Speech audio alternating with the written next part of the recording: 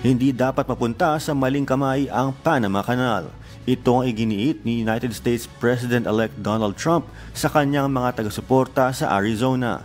Binalaan din niya ang publiko tungkol sa posibleng impluwensya ng China sa mahalagang daanan na ito. Matapos ang pagtitipon, nag-post si Trump sa kanyang Truth Social account ng mensaheng, "Welcome to the United States Canal." Idinagdag pa niya sa isang event sa America Fest na nililin lang umano ang Estados Unidos sa pagdaan sa Panama Canal. Ayon kay Trump, ang kanal ay ibinigay ng Estados Unidos sa Panama kasama ang mga probisyon. Subalit kung hindi ito nasusunod, agad na babawiin ang kanal.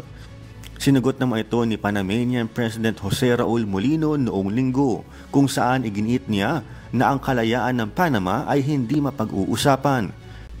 Pinasinungalingan din niya ang umano'y impluwensya ng China sa operasyon ng kanal at sinabing makatwiran ang bayad sa pagdaan. Sa kanyang X-account, nag-post si President Molino na bawat metro kwadrado ng Panama Canal ay pag-aari ng Panama. Sagot naman ni Trump, "We'll see about that."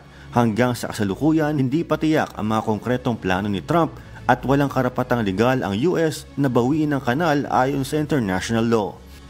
Klein Sinka, humahataw sa balita ngayon.